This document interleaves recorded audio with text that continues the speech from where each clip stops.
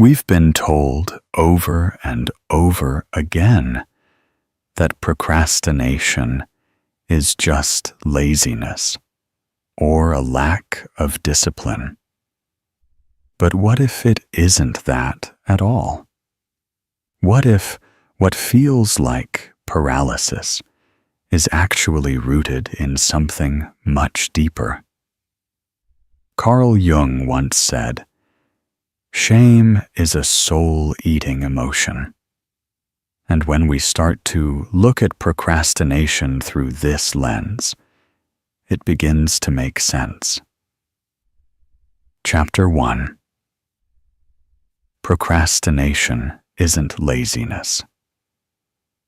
When most people hear the word procrastination, they immediately think of laziness, irresponsibility, or a lack of willpower. That's the common story. It's what so many of us were told when we were young. If you didn't start something on time, you were seen as careless. If you delayed, you were labeled as unmotivated. And when that message gets repeated over and over, you start to believe it. You begin to think, something must be wrong with me. But procrastination is far more complex than the simple idea of laziness. Carl Jung once said, "Everything that irritates us about others can lead us to an understanding of ourselves." The same can be said about procrastination. The irritation we feel toward ourselves when we put things off is not proof of laziness. It is a signal pointing us toward something hidden underneath. Think about it. If procrastination were truly about laziness, then why is it that so many people who procrastinate are also deeply hardworking in other areas of their lives? Why is it that someone who delays one task can at the very same time be pouring energy into another? If procrastination was about a lack of discipline, then a person who delays one responsibility would struggle with everything. But that isn't what happens. Often, procrastinators are capable, even perfectionistic. They care. They want to do well. And yet, when faced with certain tasks, they freeze. So the question becomes, why? Why do we stall in the moments when we most want to move forward? Jung's work gives us a window into this mystery. He suggested that much of what we do is shaped by forces outside of our conscious awareness. He wrote, "Until you make the unconscious conscious, it will direct your life, and you will call it fate." Procrastination, then, is not simply a conscious decision to waste time. It is often the unconscious speaking through us, creating resistance in ways we cannot easily explain. When we procrastinate, what is really happening is a kind of inner conflict. On one side, there's the part of us that wants to act, that knows the task is important. On the other side, there's a hidden part of us that resists, often because of fear, shame, or self-doubt. These two sides collide, and the result is not action, but paralysis. It's important to pause here and notice how different this perspective is. If procrastination is not laziness, but conflict, then it changes the way we relate to ourselves. Instead of blaming ourselves for being weak, we begin to ask, what is the resistance protecting me from? What story am I carrying about myself that makes this task feel heavy? Let me give you a simple example. Imagine you have a project to finish. Every time you try to begin, you find yourself scrolling, tidying up, or distracting yourself. From the outside, it might look like you don't care. But what if, on the inside, the project triggers a voice that whispers, "You're not good enough to do this well"? Suddenly, the task is not just a task. It becomes proof of your worth. If you succeed, maybe you'll feel good for a moment. But if you fail, it feels like confirmation that your deepest fears about yourself are true. Faced with that weight, avoidance makes sense. The procrastination is not random. It's a defense against shame. Jung understood that when we repress certain feelings or parts of ourselves, they do not disappear. They live in what he called the shadow, the hidden part of the psyche. And very often, procrastination is the shadow's way of protecting us from pain we have not yet faced. On the surface, it looks like laziness. Underneath, it's a shield. This is why calling yourself lazy never works. Shame cannot be healed by piling more shame on top of it. The moment you tell yourself, "I'm useless, I'm lazy, I can't get it together," you're not motivating yourself. You're strengthening the very force that created the procrastination in the first place. When we begin to see procrastination differently, the entire story changes. Instead of fighting against yourself with blame, you start to listen with curiosity. Instead of saying, "What's wrong with me?" you ask, "What am I feeling right now that makes this task so hard?" That small shift is powerful. Because behind procrastination is usually an emotion we haven't given ourselves permission to feel. Think about the last time you avoided something important. Was it because you truly didn't care? Or was it because caring so much made the task frightening? Maybe the thought of failing felt unbearable. Maybe you were afraid the end result wouldn't meet your own standards. Maybe you didn't even know why you froze, only that you felt stuck. That stuckness is not laziness. It's a signal. It's your psyche saying, "There's something here you need to face." So let's rewrite the story. Procrastination is not a moral failing. It's a message. It's the unconscious tugging at you, trying to draw your attention to hidden feelings, hidden fears, hidden expectations. When you start to listen instead of judge, you begin to understand. And understanding opens the door to change. Chapter 2. The Role of Shame. If procrastination is often misunderstood, then shame is the hidden root that gives it power. To understand procrastination, we have to slow down and look at the role shame plays in our lives. Shame is one of the most painful emotions a human being can feel. It's not the same as guilt. Guilt says, "I did something wrong." Shame says, "I am wrong." Guilt is about behavior. Shame is about identity.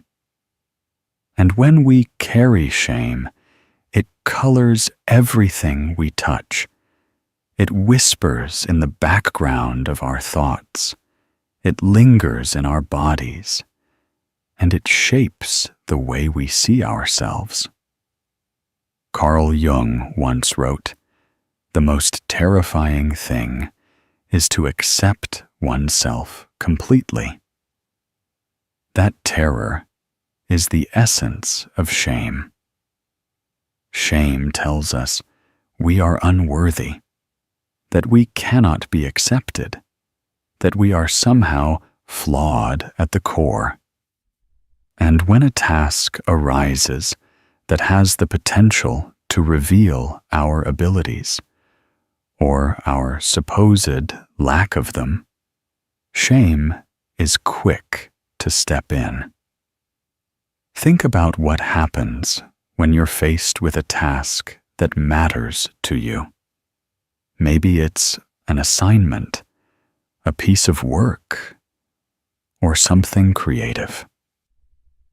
If you begin, there is always the risk that it won't go the way you hoped. And if you already carry shame, the possibility of not doing well doesn't just feel like a small failure. It feels like exposure. It feels like confirmation of the belief that you are not enough. This is why procrastination so often walks hand in hand with perfectionism. Perfectionism is not about wanting things to be beautiful. It's about avoiding shame.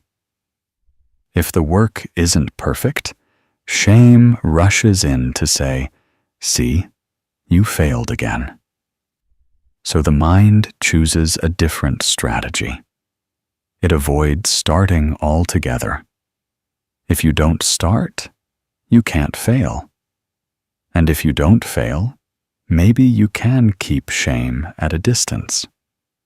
But here's the paradox. Avoiding the task doesn't make shame go away. It makes it grow. Because now, not only is the task undone, but the avoidance itself becomes another source of shame. You look at the hours or days lost, and you tell yourself, "What's wrong with me? Why can't I just do it?" And the cycle deepens. Shame fuels avoidance, and avoidance fuels shame. Jung understood this pattern. He believed that when we repress emotions, when we bury them instead of acknowledging them, they find other ways to express themselves. He said, "What you resist not only persists, but will grow in size." Shame, when resisted, doesn't shrink. It spreads. And procrastination is one of the ways it shows up in our daily lives. Let's make this very human. Imagine someone sitting down to start a task. On the surface, it looks simple. But inside, the moment they open the book, or the blank page, or the spreadsheet, a voice rises up. That voice says, "You won't be able to do this right. You'll embarrass yourself. You'll disappoint others. You'll prove what you've always feared, that you're not capable. And in that moment, the weight of shame becomes unbearable. The easiest way to escape it is to close the book, push away the work, and do anything else. That's not laziness. That's self-preservation. And yet, there's something tragic about it, because the person who avoids isn't trying to fail. They are trying to protect themselves from pain. Procrastination, in this sense, is an act of care, but an act of care that backfires. It's the psyche's attempt to shield us from shame by keeping us away from the very things that could help us grow. This is why Jung's work is so important here. He didn't see these struggles as flaws. He saw them as signs that something within us was asking to be faced. He believed that every symptom, every difficulty, every inner conflict was meaningful. It wasn't random. It was the psyche's way of saying, pay attention. Something here needs your awareness. When we procrastinate, shame is often at the root. It's not that we don't want to act. It's that we're afraid of what acting might reveal about us. And until we recognize this, we remain trapped in the cycle. But here's the gentle truth. Shame loses power when it is brought into the light. Jung encouraged us to look at the parts of ourselves we'd rather hide. He believed that wholeness comes not from pretending to be perfect, but from accepting the imperfect. He said, "I'd rather be whole than good." That statement carries a deep invitation. It tells us that healing procrastination isn't about forcing ourselves to be flawless. It's about learning to accept the parts of us that feel afraid, doubtful, and imperfect. Imagine what it would feel like if, instead of telling yourself, "I'm lazy," you said, "I'm avoiding this because I'm afraid of feeling inadequate."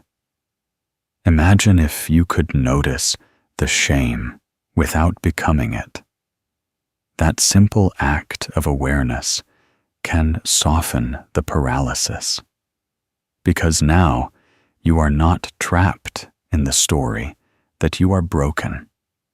You are simply human, carrying feelings that need compassion.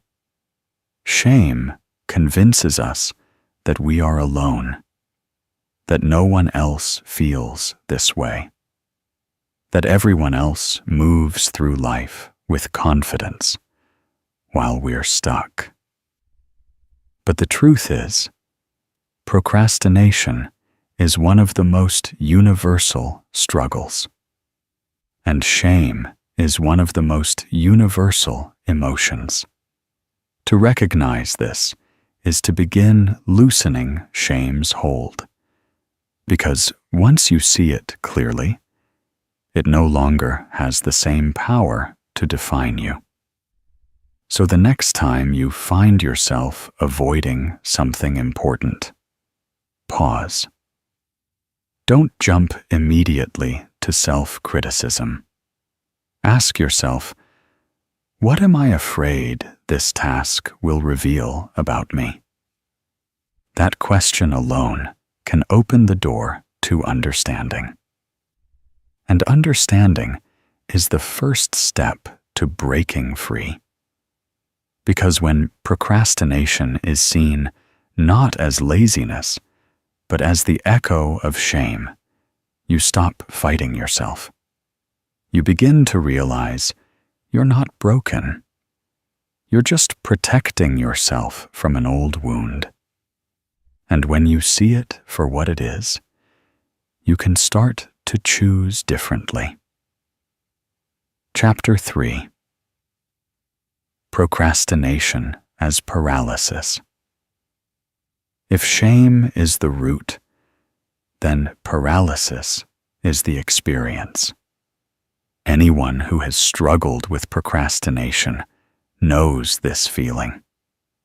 It isn't just a casual choice to delay. It's not simply saying, "I'll do this later." It's much heavier than that.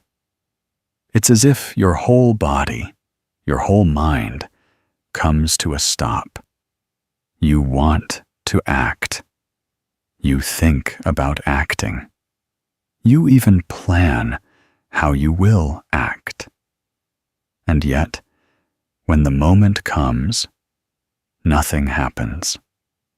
This is why procrastination so often feels confusing. On the outside, it seems like a problem of will, but inside, it feels like being trapped in quicksand. The more you push yourself, the deeper you sink. And the harder you try to force your way out, the more impossible it feels. Carl Jung believed that when we encounter paralysis, it's a sign of inner conflict. He often described the psyche as a living system, made up of different parts, some conscious and some unconscious, each with its own desires and fears. He wrote, "The pendulum of the mind oscillates between sense and nonsense, not between right and wrong." In other words, our inner world is not always logical. It doesn't always make sense on the surface. When you experience procrastination as paralysis, it usually means there are two forces at work. One part of you is saying, "Yes, this is important. I need to do this." And another part is saying, "No, this is too threatening, too overwhelming, too unsafe." These two voices pull against each other, and the result is stillness. You don't move forward, but you don't rest either. You sit in the in-between, exhausted from the tension. This is why procrastination is so draining. It's not just that the task is unfinished. It's that the energy you might have used to act is instead burned up in the battle between opposing parts of yourself. You feel tired, not because you did nothing, but because you spent the whole day fighting an invisible war inside your mind. And here's something many people never realize. Paralysis is not the absence of willpower. It's the splitting of willpower. The conscious mind says, "Go." The unconscious says, "Stop." The two commands collide, and the result is paralysis. Jung would say this is not a sign of weakness, but of division. The energy is there, but it's divided. Think of it like this. Imagine two people pulling on a rope in opposite directions with equal strength. The rope doesn't move. But that doesn't mean there's no energy. It means the energy is locked in conflict. That's what procrastination feels like. Your life energy is caught between two opposing forces, and until you resolve the conflict, you remain still. And this stillness is rarely neutral. It often comes with layers of guilt and frustration. Because while you're frozen, you're also painfully aware that time is passing. The unfinished task looms larger in your mind. You begin to criticize yourself. Why can't I just start? Why am I like this? The guilt grows, the shame deepens, and the paralysis tightens its grip. This is the cycle so many people live inside without realizing it. First, there's the task. The task awakens shame. The shame triggers avoidance. The avoidance creates guilt. And the guilt reinforces shame again. Round and round it goes. Each turn of the cycle makes it harder to move. Jung once said, "What you resist not only persists, but will grow in size." This is the truth of paralysis. The more you resist the task, the larger it grows in your mind. Something small, like replying to an email or beginning a draft, starts to feel enormous. It becomes a mountain. And the bigger it feels, the more impossible it seems to begin. The more impossible it feels, the stronger the paralysis becomes. But here's something important. Paralysis is not proof that you're incapable. It's proof that something inside you is asking for attention. Jung taught that symptoms are meaningful. They are the psyche's way of communicating.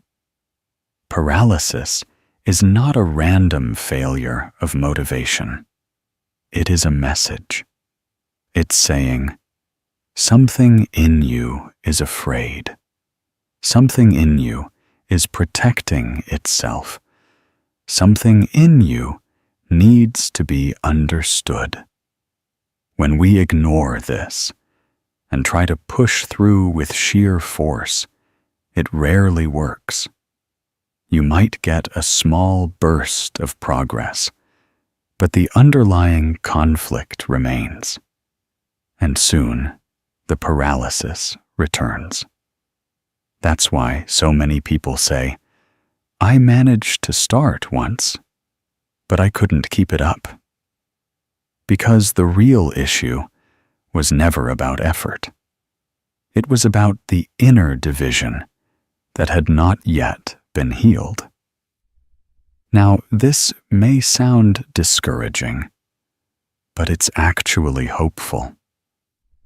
Because once you begin to see paralysis as a signal, not a flaw, you can approach it differently. Instead of asking, "Why can't I do this?" you can ask, "What part of me is afraid of doing this? What does that part need right now?" This question shifts you from judgment to curiosity, and curiosity creates space.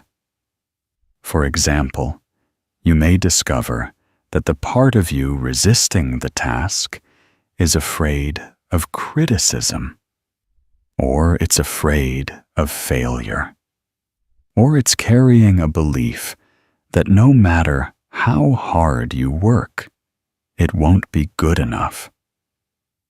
These discoveries matter because once you bring them into awareness, they begin to lose their hidden power.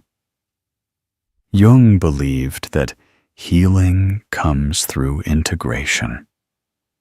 He said, "One does not become enlightened by imagining figures of light, but by making the darkness conscious. The paralysis you feel is the darkness, the part of yourself that has been hidden, unspoken, or avoided. When you make it conscious, you begin to free yourself." It's worth pausing here to acknowledge something. Living with procrastination can feel incredibly lonely. You look around, and it seems like everyone else is moving forward, finishing tasks, living with momentum, while you're stuck in place. But paralysis is not rare. It's part of being human. Almost everyone has faced it at some point. The difference is that most people hide it. They don't talk about it. They cover it up, which only adds to the illusion that you're the only one. You're not. Paralysis doesn't mean you lack strength. It means you're caught in a conflict that hasn't been resolved yet. And when you begin to see procrastination this way, it changes everything. You stop seeing yourself as broken. You start seeing yourself as someone carrying an inner struggle that deserves compassion. So the next time you find yourself frozen, remember this: paralysis is not the end of your story. It is a pause, a sign, a message. It is your psyche saying, "There's something here I want you to notice." If you can meet that moment with kindness instead of criticism, you take the first step toward release. Because the truth is, paralysis is not permanent. It loosens the moment you stop fighting yourself and start listening. And in that listening, you begin to discover the path from stillness to movement, from shame to willpower, from paralysis to freedom. Chapter 4: Breaking the Cycle. We've seen how procrastination is misunderstood, and we've uncovered the way shame quietly fuels avoidance, turning effort into paralysis. But now comes the question that matters most. How do we break the cycle? How do we move from being trapped in this exhausting loop of avoidance and self-blame into a place where action feels possible again? The first step is to understand that the cycle is not broken by force. For most of us, the instinct when we're stuck is to try harder, to push against ourselves with discipline and willpower. We set stricter schedules, harsher deadlines, and louder alarms. We scold ourselves and promise we'll do better tomorrow. And maybe, for a short while, this works. But very soon, the resistance returns, often even stronger than before. Why? Because the problem was never a lack of effort. The problem was the presence of shame. And shame cannot be bullied into silence. Jung once said, "What you resist not only persists, but will grow in size." When we resist procrastination with self-criticism, we are only feeding the very emotion that created it. The shame deepens. The paralysis tightens. The cycle repeats. So to break the cycle, we must approach it differently.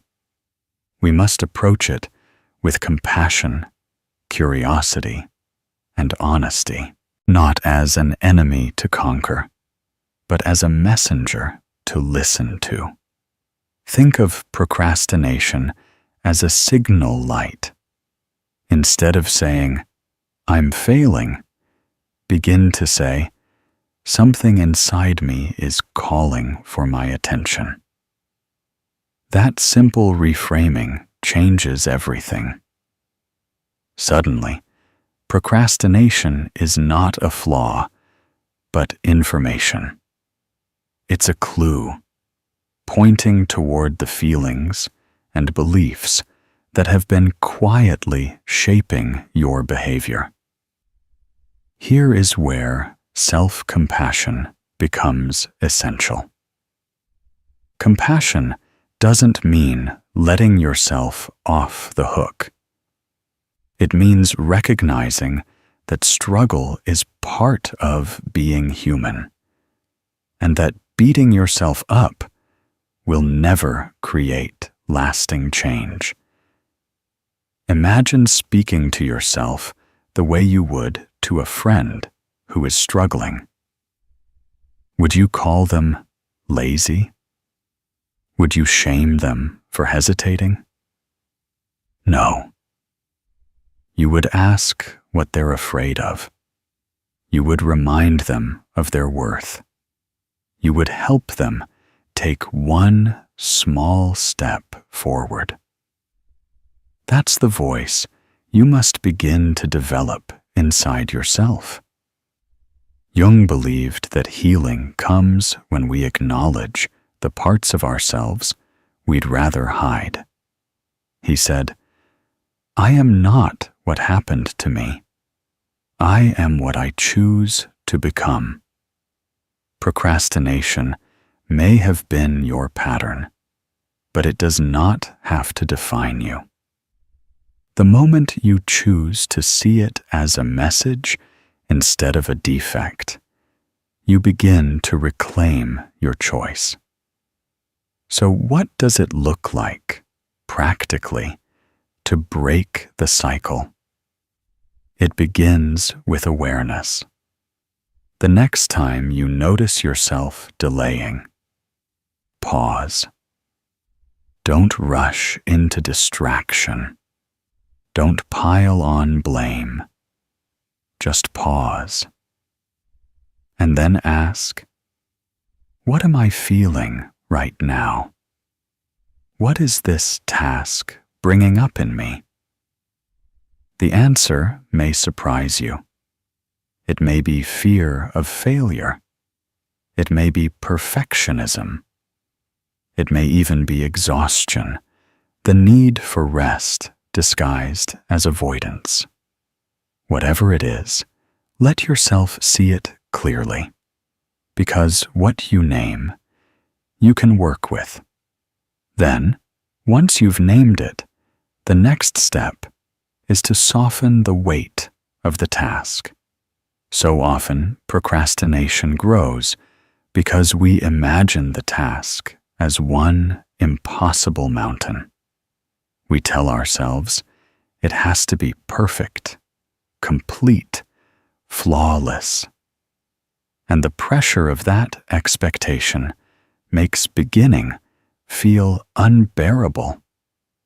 The way forward is to make the task smaller. Take it apart.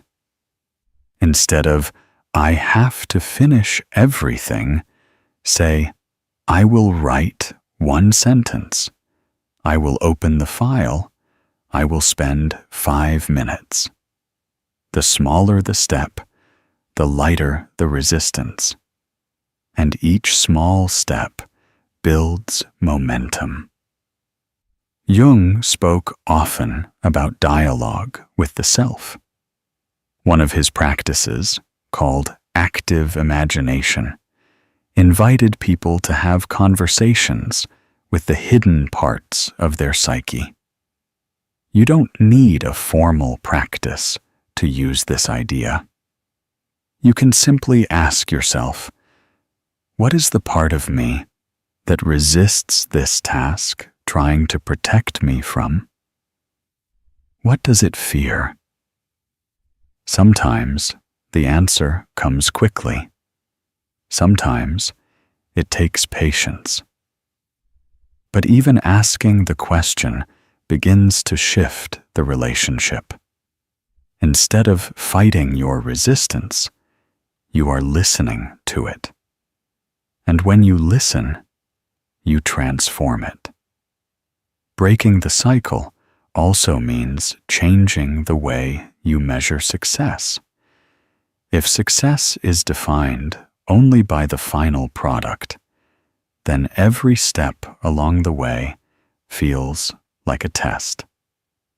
But if success is defined by showing up, by taking small, imperfect actions, then every step is a victory. Every sentence written, every attempt made, every moment of presence becomes proof that you are moving. And momentum, once started, has a way of carrying itself forward. Let's not forget the emotional weight. Shame thrives in silence. The more you hide it, the stronger it grows. One of the most powerful ways to break the cycle is to share your struggle, not necessarily with everyone, but with someone safe, someone who will not judge. Speaking your truth aloud takes shame out of the shadows. It reminds you that you are not alone. Jung said, "Loneliness does not come from having no people around you, but from being unable to communicate the things that seem important to you." Breaking the cycle of procrastination often begins by breaking the silence around shame. And here is the deeper truth. Breaking the cycle is not about erasing procrastination completely. It's about changing your relationship to it. You may still hesitate sometimes. You may still feel resistance. That's human. But instead of falling into paralysis, you learn to notice it sooner, to meet it with compassion, and to take one step anyway. Over time, this becomes a new cycle, a cycle of awareness, compassion, and action. So the path out of procrastination is not paved with self-punishment. It's paved with patience, honesty, and courage. Courage to face the shame, to listen to the resistance, and to choose action, even in small ways. Jung believed that the act of turning toward what we fear is transformative. He said, "Your visions will become clear only when you can look into your own heart. Who looks outside dreams. Who looks inside awakes." Breaking the cycle begins with looking inside, and when you do, you awaken not just the ability to act, but the possibility of becoming whole. Chapter 5. Reclaiming willpower. We've talked about the roots of procrastination, how shame quietly fuels avoidance, and how paralysis traps us in a cycle that feels unbreakable. We've explored how the first steps of breaking free involve awareness, compassion, and small actions. But the deeper question remains: how do we move beyond just breaking the cycle and actually reclaim our willpower? The word willpower is often misunderstood. In everyday culture, willpower is described as the ability to push harder, to grit your teeth, and force yourself through resistance. It's imagined as sheer determination, as if you could simply overcome inner conflict by silencing it with louder discipline. And when we can't seem to do this, we call ourselves weak. But Jung had a different perspective. For him, willpower was not about force. It was about alignment. Think of it this way. Imagine trying to row a boat where one oar is paddling forward and the other is paddling backward. No matter how strong you are, the boat goes in circles. That's what happens when our conscious will and unconscious fears are in conflict. We're trying to move forward, but another part of us is pulling us back. The energy is there, but it's divided. Reclaiming willpower is not about rowing harder. It's about getting both oars moving in the same direction. Carl Jung said, "Free will is the ability to do gladly that which I must do." That word, gladly, matters, because it suggests that true willpower isn't about grinding against yourself. It's about reaching a place where your actions feel connected to your deeper self. When what you consciously choose is no longer in constant battle with what you unconsciously fear, energy that once fueled conflict becomes available for action. So how do we reclaim this kind of willpower? It begins with integration. We cannot align the psyche by rejecting the parts of ourselves that resist. We align by acknowledging them, listening to them, and then inviting them into cooperation. Remember the resistance we talked about earlier, the part of you that avoids because it's afraid? That part isn't your enemy. It's trying, in its own misguided way, to protect you. To reclaim willpower, you must stop fighting that part and begin to work with it. This might sound abstract, so let's ground it in an example. Imagine you're facing a task that feels overwhelming. One part of you says, "I must do this." Another part says, "I can't." The usual response is to push the resisting part aside and scold yourself for hesitating. But what if, instead, you paused and asked, what does this resisting part need right now? Maybe it needs reassurance. Maybe it needs the reminder that it's safe to make mistakes. Maybe it simply needs the task to be broken into something smaller. By listening to the resistance and addressing its needs, you create alignment. And in alignment, energy flows. Jung's method of active imagination is a beautiful way to explore this. He often encouraged people to dialogue with the inner figures of their psyche. In the case of procrastination, that inner figure might be the voice of shame or the voice of fear. Rather than suppressing it, you imagine sitting with it, speaking to it, asking what it wants, and offering compassion. You'll often find that once this voice feels heard, it softens. And when it softens, your conscious will and your unconscious resistance begin to move together. That is the birth of true willpower. It's also important to redefine what willpower looks like.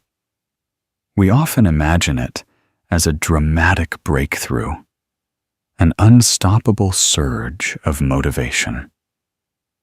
But in reality, reclaimed willpower is quieter. It feels like steadiness. It feels like being able to start even when fear is present. It feels like moving one step forward today and then another tomorrow. Jung reminded us, nothing happens until the soul is ready. Reclaiming willpower is less about sudden transformation and more about cultivating readiness through gentle integration. Now, you may ask, how do I know if I've truly reclaimed my willpower? The answer is not that procrastination disappears forever. Even the most self-aware among us will sometimes hesitate, sometimes avoid, sometimes freeze. But the difference is in how you relate to it.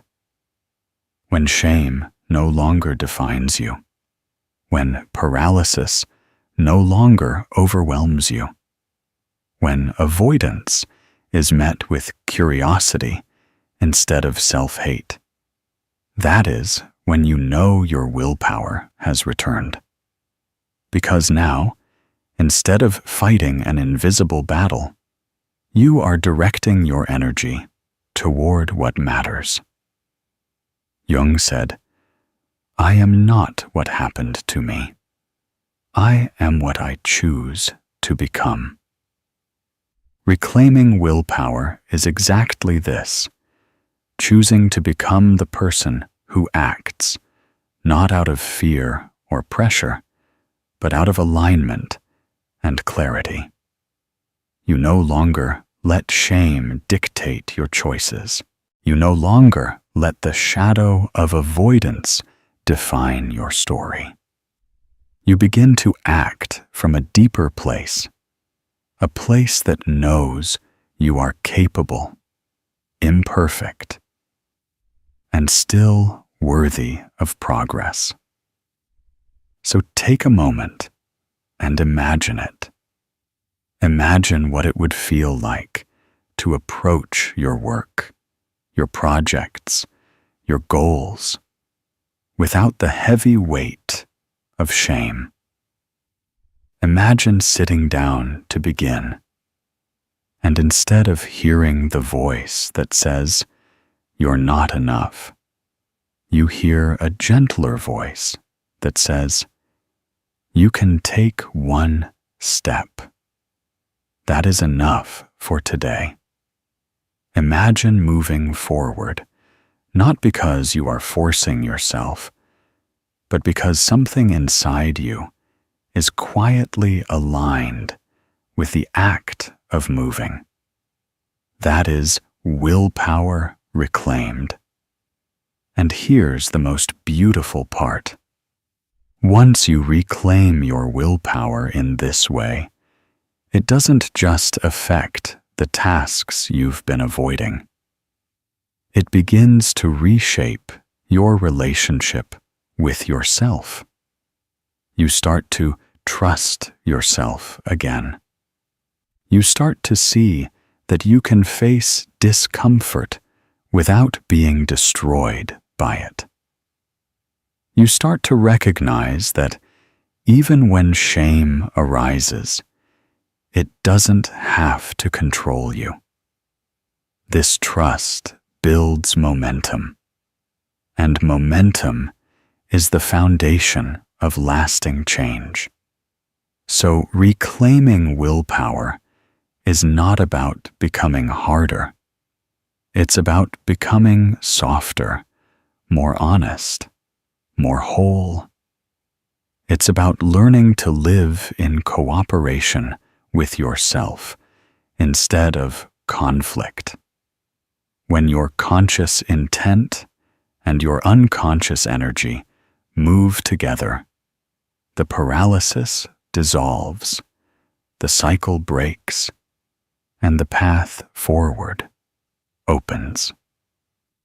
And maybe, in that moment, you begin to realize something profound. Procrastination was never the enemy. It was always the messenger. It was the part of you that said, "Something is hurting here. Something needs your care." By listening to it, you not only reclaim your willpower, you reclaim yourself. Chapter 6. Living with aligned action. Reclaiming willpower is powerful, but the real transformation happens when we learn how to live with it every day. Because willpower is not a one-time discovery. It's a practice, a relationship we continue to cultivate with ourselves. So often, people believe that once they break free from procrastination, they will never struggle again. They imagine a life where they are always motivated, always efficient, always moving forward with clarity. But life doesn't work that way. Resistance will still appear. Doubt will still whisper. Old patterns will still try to return. The difference is that you now have a new way of responding. Living with aligned action means recognizing that progress is not about perfection. It's about consistency, about showing up in small, sustainable ways. Jung once said, "You are what you do, not what you say you'll do." But this doesn't mean grand gestures. It means the gentle act of beginning over and over again. The act of taking steps that align with your values, even when fear is present. Think about how freeing this perspective is. Instead of waiting for a wave of motivation to carry you, you learn to create movement yourself. Instead of measuring your worth by whether the task is done perfectly, you measure it by whether you showed up honestly. Even a small step, even a humble effort, becomes an act of alignment.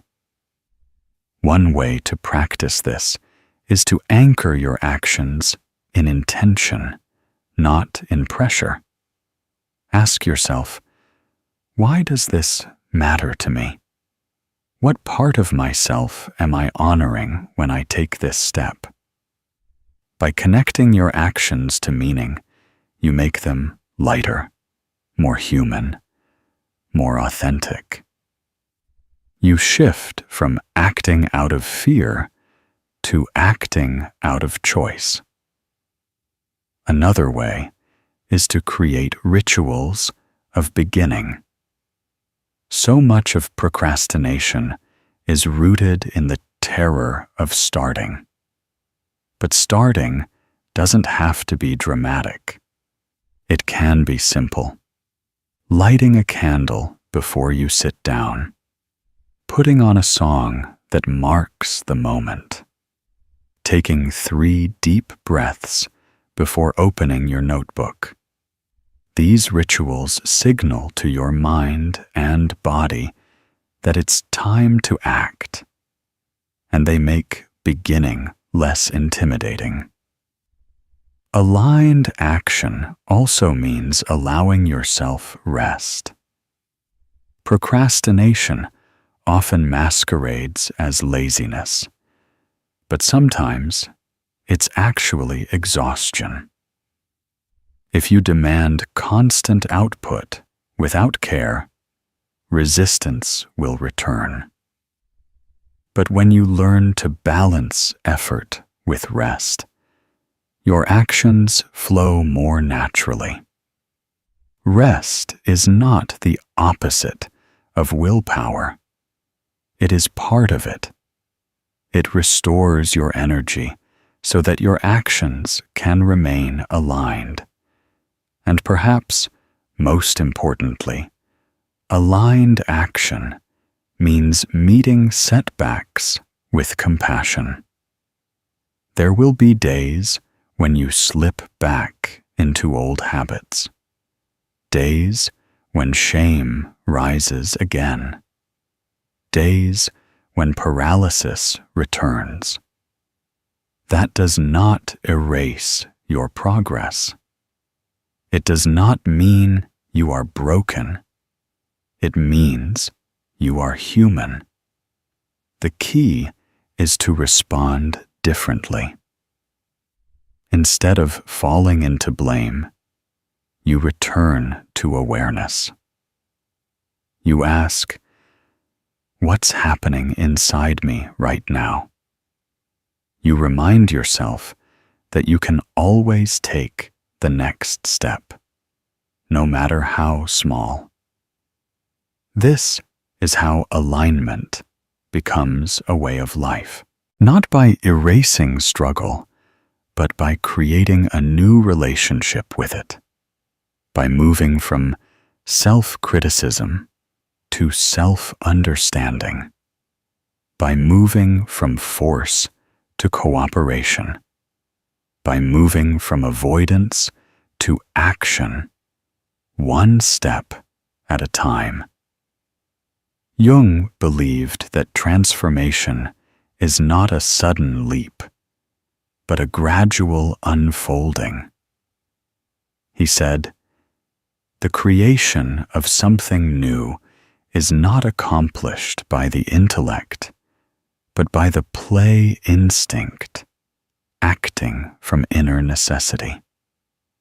Living with aligned action means trusting this unfolding, trusting that each small, imperfect step builds something larger over time, trusting that your willpower, once reclaimed, can guide you gently forward, even through fear, even through resistance. So when you wake up tomorrow and face the work before you, remember this: you do not need to conquer the mountain all at once. You only need to take the next step in alignment with yourself, and then the next, and then the next. That is how change is lived, not in sudden bursts, but in steady, compassionate action. Chapter 7. Trusting the process of change. Once we begin living with aligned action, another challenge arises. We start to ask ourselves, am I doing enough? Am I changing fast enough?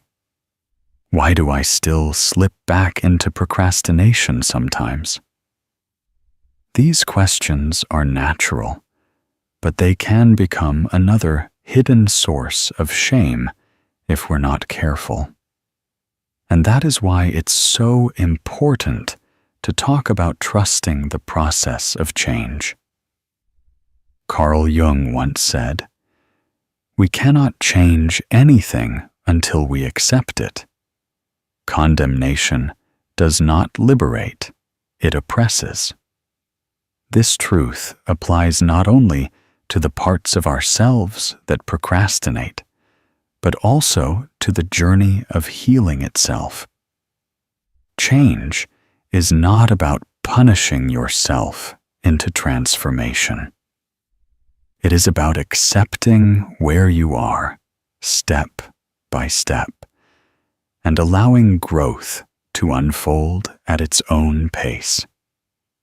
Many people imagine change as a straight line. They picture themselves at point A, struggling, and then envision a clear path to point B, where they are free, motivated, and whole. But real change is never linear. It looks more like a spiral. We return to old patterns, but each time we return, we carry new awareness. Each cycle teaches us something we didn't know before. What once felt like failure is actually progress in disguise, because now you see the pattern, you feel the weight of it differently, and you respond with more compassion than before. Trusting the process means letting go of the idea that you must be fully fixed to move forward. Instead, it means recognizing that the process of becoming is ongoing. Jung described individuation as a lifelong journey, not a destination. In the same way, learning to work with procrastination, shame, and willpower is not about reaching a final state where you never struggle again. It's about growing into deeper relationship with yourself, again and again. Think about nature for a moment. A tree does not grow in one unbroken stretch toward the sky. It grows in seasons. It rests in winter, gathers strength, and then expands again in spring. Its progress is not constant, but it is steady. The same is true for you. There will be seasons of great momentum, and seasons where rest and reflection dominate. Neither season is wrong. Both are necessary. When you trust the process, you also begin to see the small victories that once went unnoticed. Sitting down to begin when yesterday you avoided entirely. Writing a single paragraph when last week you couldn't even open the document. Meeting shame with curiosity instead of anger. These are not small. They are signs of growth, and they deserve recognition. Change often happens quietly. We think it will be dramatic, like a sudden breakthrough. But real change sneaks up on us. One day, you realize you no longer speak to yourself with the same cruelty. One day, you notice you can begin a task without hours of delay. One day, you look back and see that the cycle of shame no longer has the same grip it once did. These quiet changes are the most powerful of all. Trusting the process also means forgiving yourself when you stumble. You will procrastinate again. You will feel shame again. You will freeze again. But now, you are not the same person you were before. You have tools, awareness, and compassion. You have learned that stumbling is part of walking, that imperfection is part of growth. So let this be your reminder. You are not behind. You are not failing. You are in the process. And the process is exactly where you are meant to be. Jung once said, "The privilege of a lifetime is to become who you truly are. And becoming is never instant. It unfolds, one step, one act of self-understanding at a time. When you trust the process of change, you no longer rush yourself. You no longer measure your worth by how fast you move. Instead, you learn to walk with patience, to honor each small step, and to see your journey as whole, even when it is imperfect."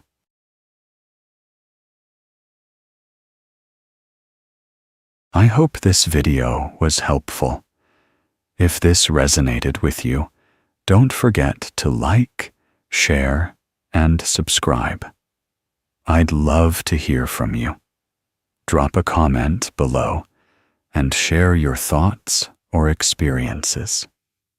Thanks for watching.